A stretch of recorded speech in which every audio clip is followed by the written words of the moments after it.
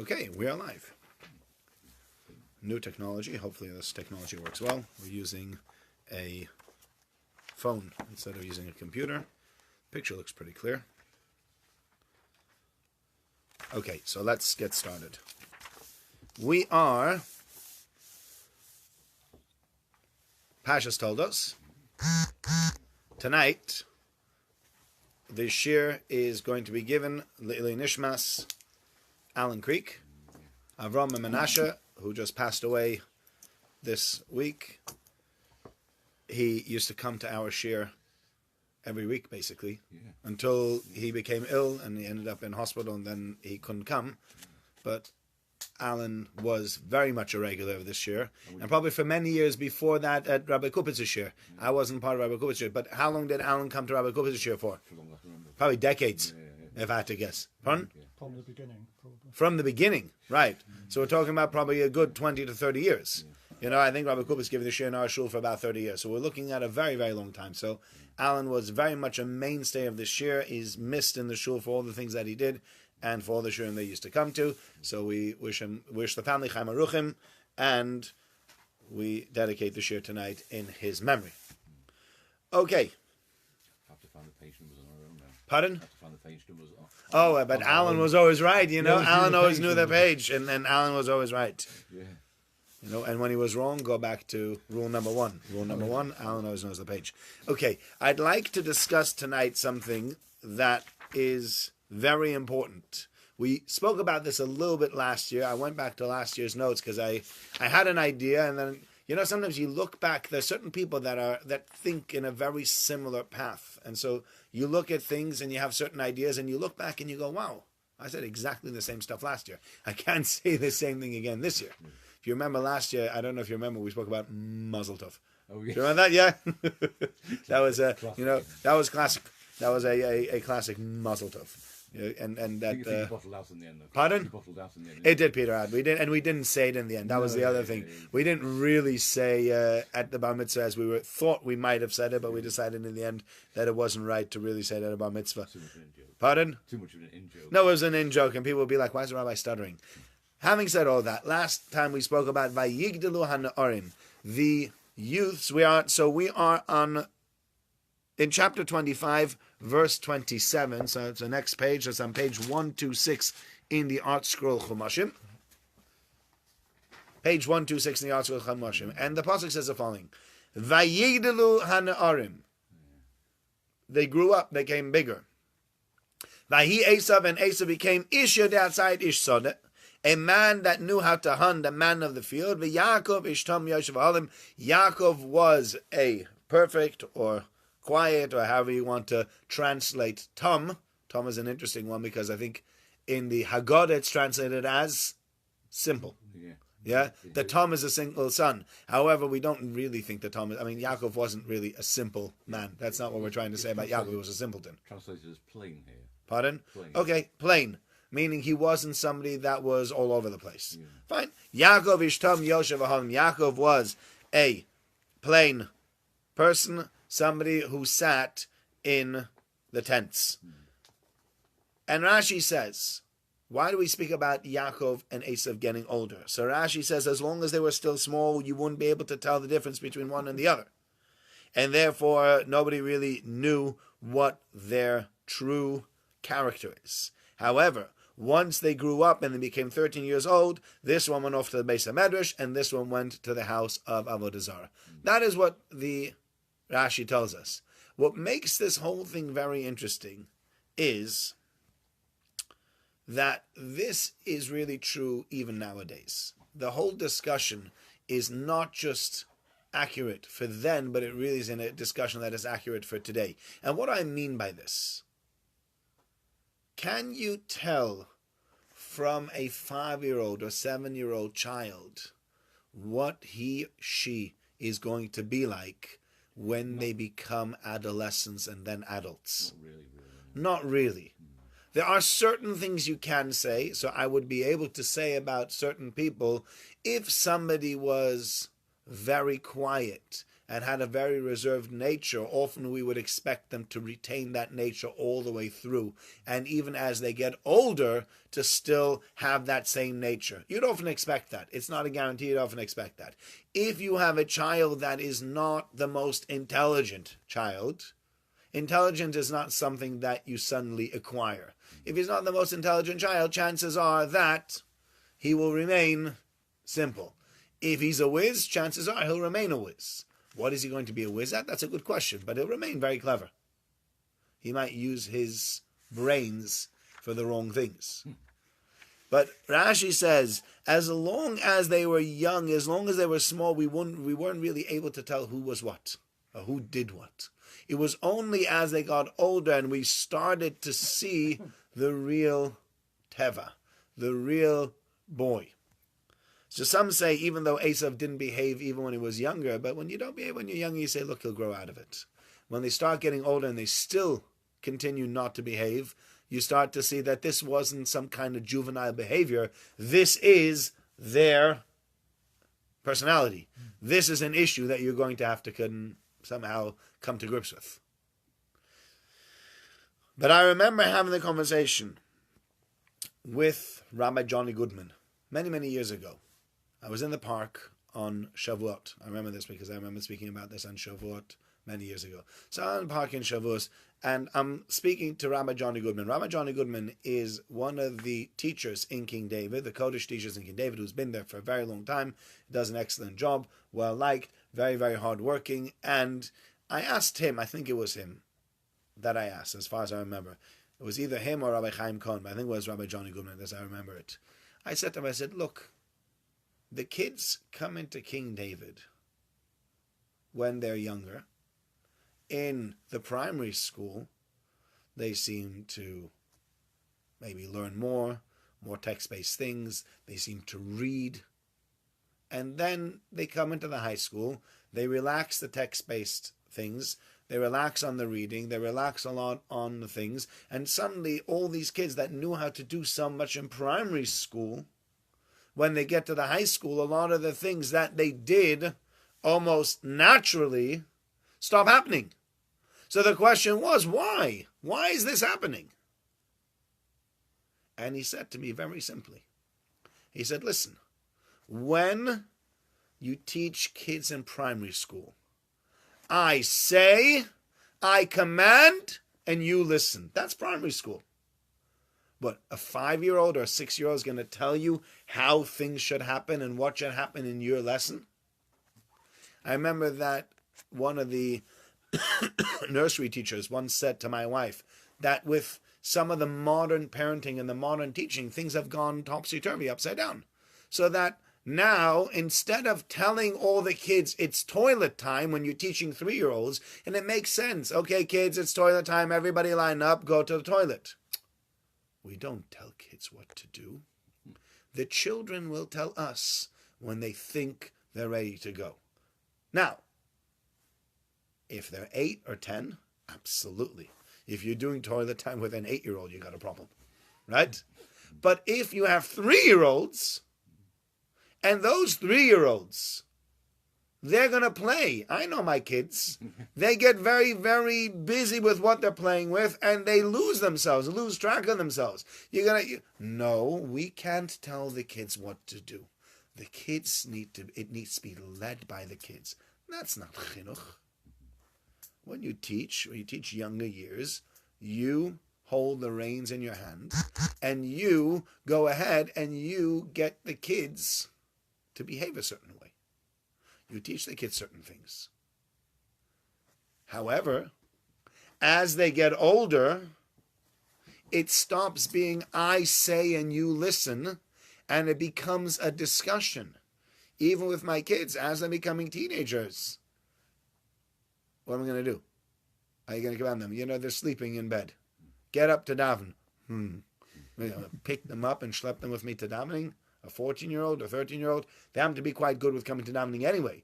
But I know people that struggle with it, and they say, I struggle with it, but what are you supposed to do? What do you want me to do? You want me to pick up the child physically and carry him to shul? A 14-year-old? In his pajamas? It's not going to work anyway. All you have is what? The relationship that you've built up until then, to try and use that relationship and try to build upon that. That's all you have. You don't have more than that. No. Can't use more than that. You're right. And if you've done a good job, then maybe they'll listen to you. And if you've not done a good job, then they definitely won't listen to you. And they probably think, what does he know anyway? He's 40, he's 50, he's 60, he's over it, he's long gone, he doesn't know what he's talking about. You know, we as parents don't seem to really know. It's the teenagers that got it really worked out. We're just in the way. Anyway. I'm sorry? They become rebellious. Whatever you tell them to do, they'll do the opposite. just to annoy you. Sometimes that's what they'll do. And so, you have to worry about that. You have to work with that. And so he says to me, as kids you can tell what to do. Adults or adolescents, they need to choose to do it. And a choice is a whole different story. You want them to choose to do the right thing, you're really going to struggle. Hi, coming in, Howard. You're going to struggle. It's not so simple. It doesn't just work like that.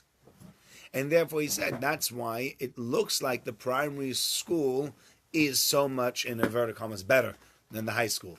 Because in the primary school, I tell you to do and you do. In the high school, can't force them.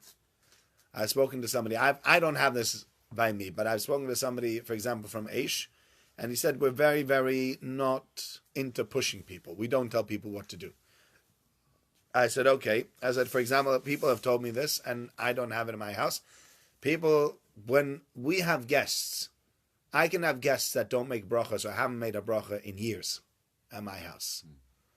When we make Kiddush, after we make Kiddush, we're now going to wash hands. Nobody's ever said, Rabbi, we don't do this.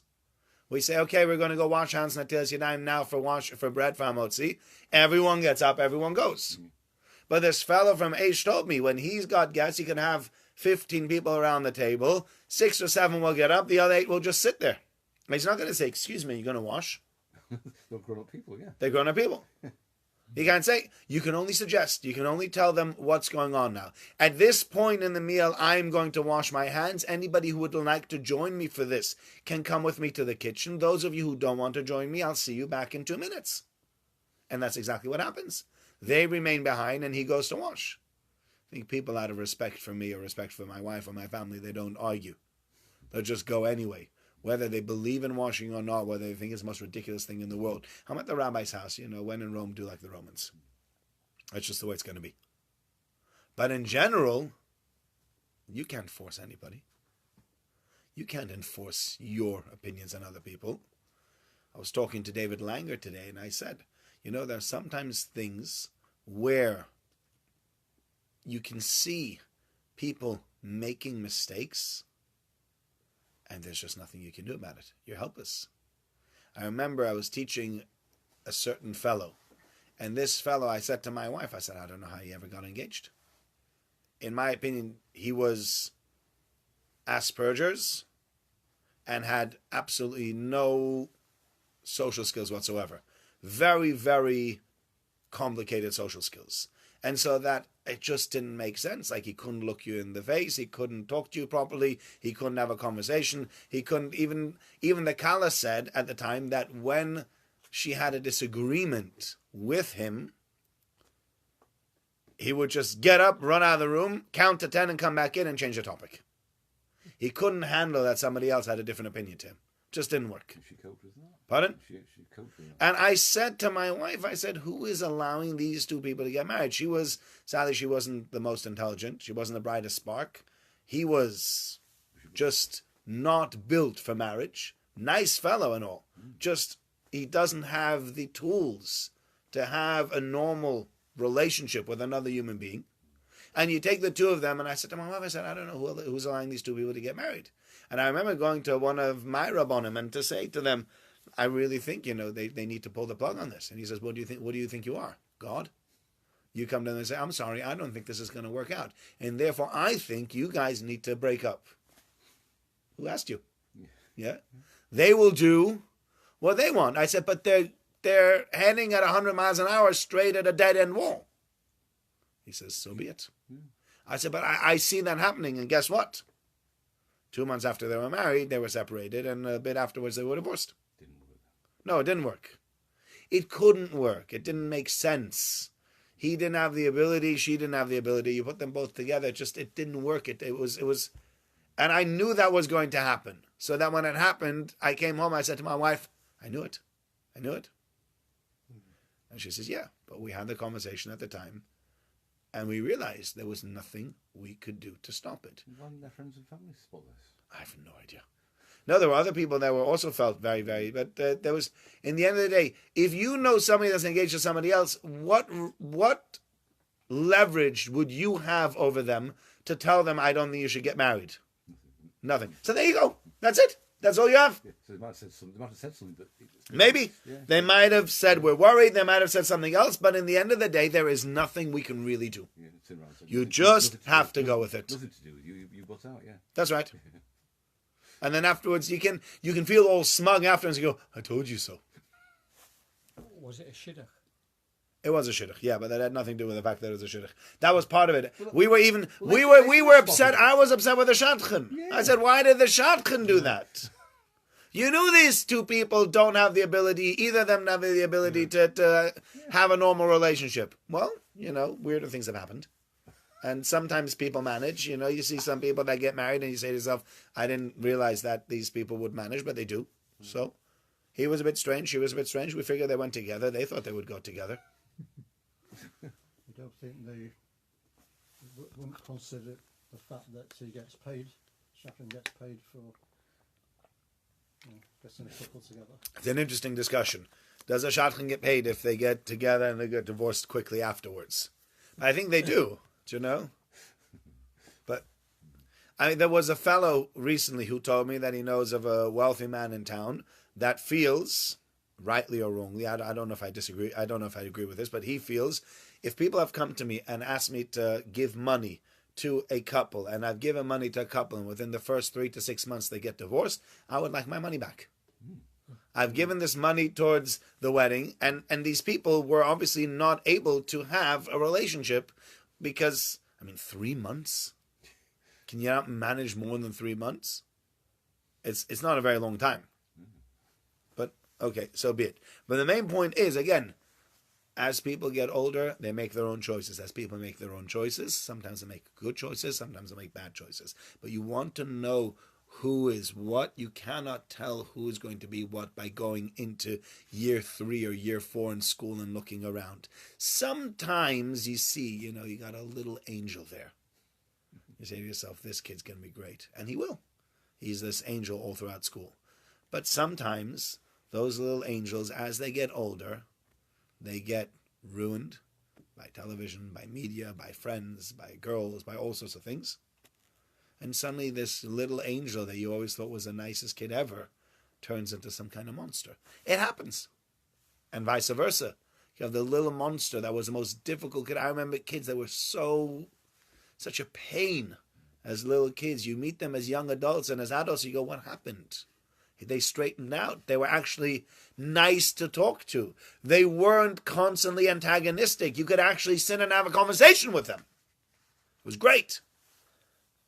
They just had to grow out of it. As they get older, that's when you start to see what they really are and who they really are. And that's what you need to focus on. Focus on when they get older and trying to lead them when they get older. You're not going to be able to just tell them what to do when they're young. Because when they get older, they'll do what they want. And sometimes it'll work and sometimes it won't. Okay, I'd like to speak about one more thing. And that's the following.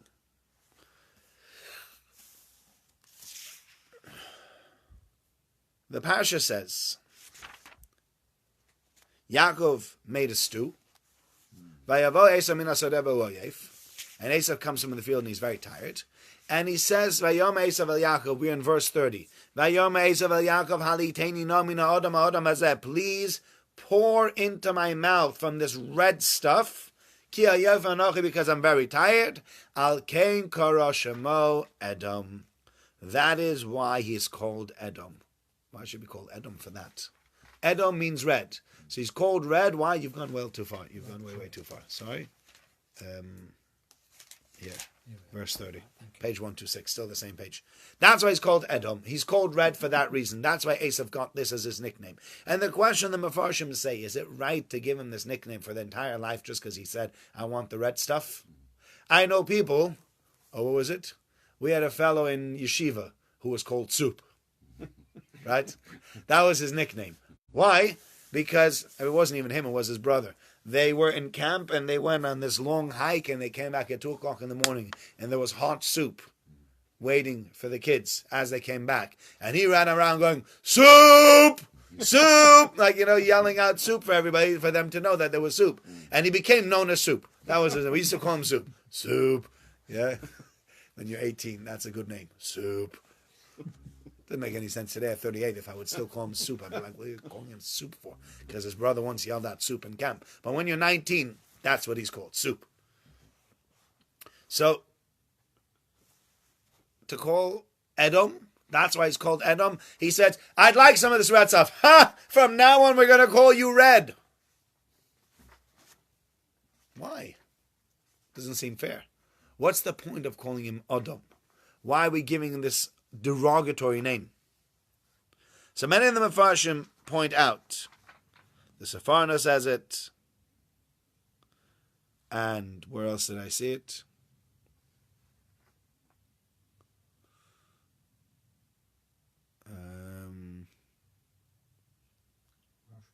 The Ramban says it, Nachmanides says this,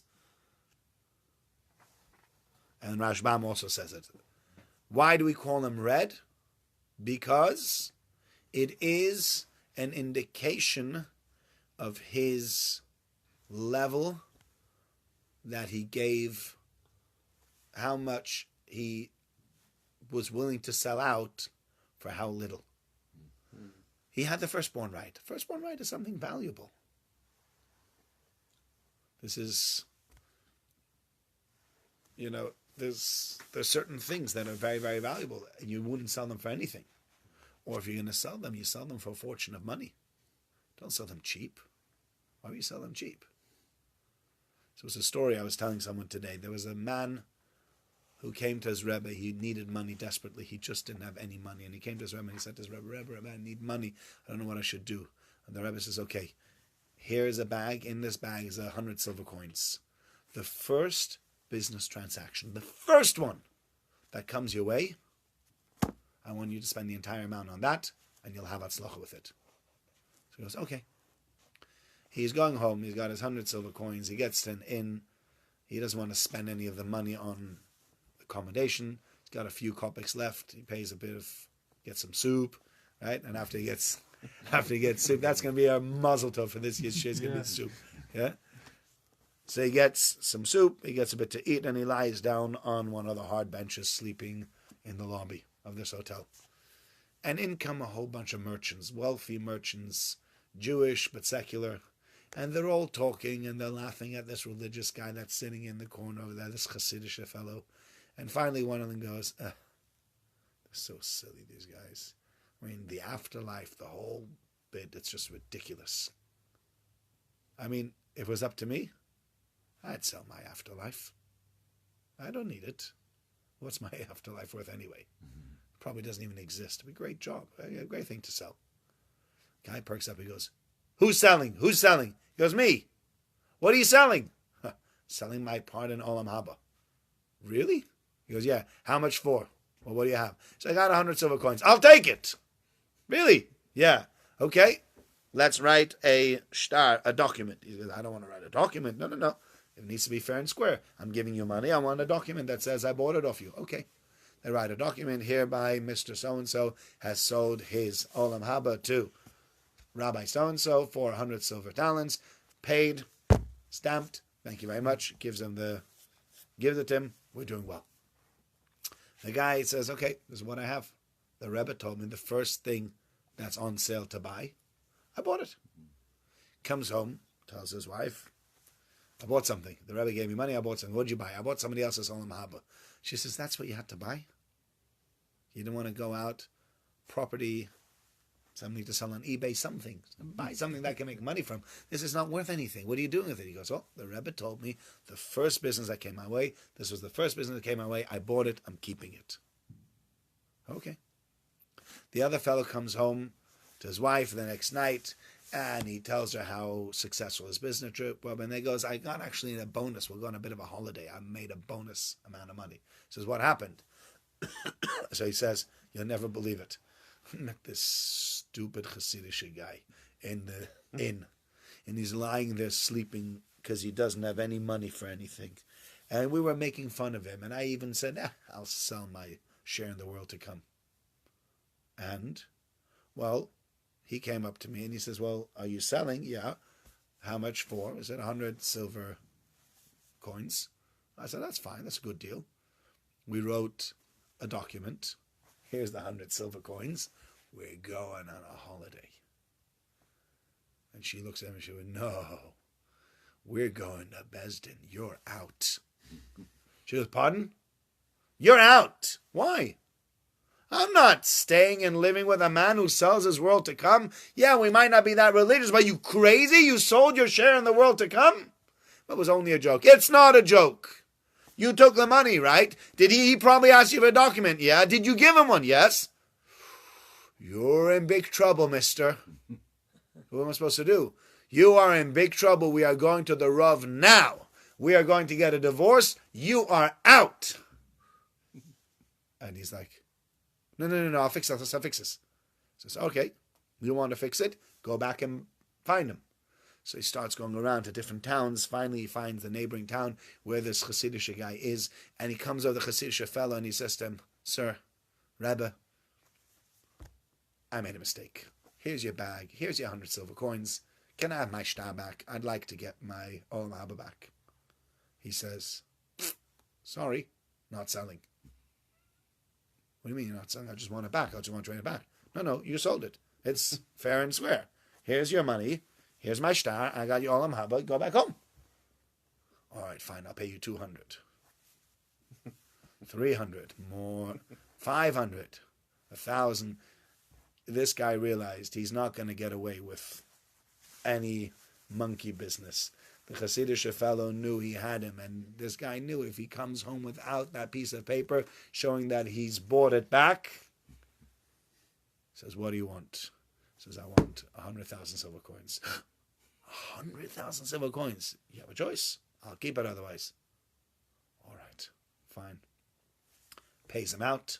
I don't know how you paid 100,000 silver coins in those days. You had to bring like 3 wagon loads. Yeah. Pays him out. He gets his money. He thanks the Rebbe, Baruch Hashem. The Rebbe sent him on the right way. He said, the Rebbe told him, first thing that's for sale, buy. He bought it. Done. Well done. He comes back to the Rebbe. He says to the Rebbe, Rebbe, I have a bad feeling about this. He says, why? What's wrong? He says, look, I made a fortune on it. Don't get me wrong. But I feel, I must have stolen from the guy at one point or another. He says, how so? If it was originally worth 100,000 silver coins, how was I allowed to pay him only 100 coins for it? Yeah, that's wrong. That's wrong. Yeah. And if it's worth only 100, how could I take 100,000 back off him? It's also wrong. That's also wrong. Somewhere something's wrong. The Rebbe said, no. You don't understand. What is something worth? What's the value of something in this life? Well, people are willing to pay for it. Right? I can have the best stuff in the world. If people don't want it, gone. It's worth nothing. It's worthless. I could have whatever it is that you do, whatever it is that you sell. If people don't want it, it's really, in reality, worth nothing. If people came off gold, if tomorrow everybody decided gold is worthless, yeah, how much would your wife's jewelry be worth tomorrow? 0. A few pounds. So, well, I spent £1,000 on that, £10,000 on that diamond ring. It's worth a lot of money. No, it isn't.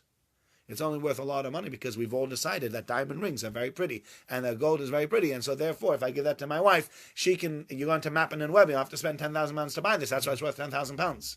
But if we all decide tomorrow that gold is ridiculous and tin is beautiful, then tin will become very valuable and gold will become valueless. Just like that overnight. So no, but what about the value? There is no value. The value is what you decide the value is going to be. Originally, the fellow gave his olam haba a value of 100 pounds. That was its value. Finished. Then he realized what it was really worth, so he paid you a much, much bigger money. And the truth is, the Mishnah says in Avos, that a person always has to calculate the Aveira that he's going to do versus what he loses out, or the mitzvah that he's going to do versus what he loses out. So let's say I have to go to Minyan in the morning, but you say, but I also have a client this morning, and my client might be 50 pounds or 100 pounds I'm going to make on this client. Do you know what you've just said? My mincha is worth 50 pounds. That's it. That's all my mincha is worth. Because I'm willing to miss mincha for a client for 50 pounds. That's what you said. If you say, I don't care who the client is, I go to mincha. Later on, the client's going to have to come back a different time. I'll lose out on a big deal. I just bring them with me. Yeah, you can bring them with you. That's a good way of doing it. We also we pump up the minyan and you show how much your mincha is worth. It's worth more than your client's. Not every client comes as easily, but it's true. What's it worth? Right? And if you can go on a different time, that's also fine. It doesn't have to be our minyan. But what's it worth to you? We, with our decisions in this world, show HaKadosh Baruch Hu what we think the next world and his mitzvahs are worth. If you're willing to lose your morality for 20 pounds, then your whole morality is worth 20 pounds. If you're willing to lose your morality for 10,000 pounds, your morality is worth only 10,000 pounds. If for 100,000, if at 100,000, when somebody offers you 100,000 pounds to do a shmuchel, and you go for it, then you can be bought at 100,000 pounds. Your morality is worth only up to 100,000 pounds. Beyond that, your morality is not worth anything. Because you can be bought. Right? There's more than 100,000 pounds. Yeah, I'll take the money. No problem. We decide what the value is. Al Kain Korashamo Edom, we say to Esav, you know what you've done? You've shown the value of something as valuable as the Bechorah, as a firstborn, right? To you is as valuable as lentil soup. Do you know what that means? Do you know if you were to give that up? Imagine if the crown prince, if William said, you know what, somebody can buy my princeship. If somebody else wants to become the next in line after Charles, you can buy it. Let's say you would sell it. Somebody comes out, offer you a tenner for it. That's great, I'll take it. That's what it's worth, being the prince, being the future king of England. 10 quid? 100 pounds? 1,000 pounds? Even if you sold it for 10,000 pounds, you'd say 10,000 pounds, I'd come up with 10,000 pounds to be able to buy that also. I don't have it, I'll find it. Yeah?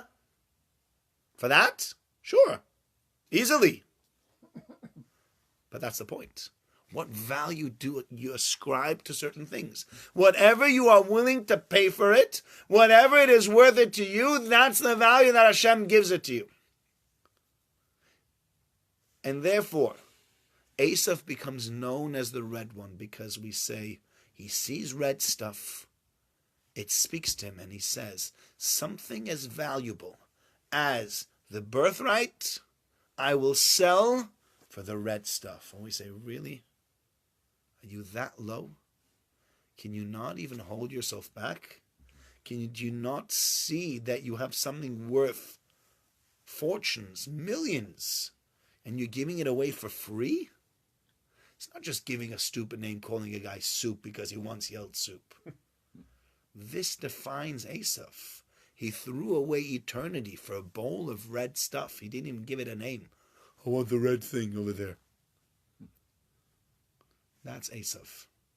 You have to realize what's the true value of what you have. What are you willing to sacrifice? What are you willing to pay for your values? And that's what they're worth. And if you give them a low price and you've sold yourself out low, hopefully there's no price on your values. But even if there is a price on your value, which there shouldn't be, at least make it a valuable price. At least let it show something about you. Because if you sell out for nothing, then in reality that's what you are, just a nothing. Okay?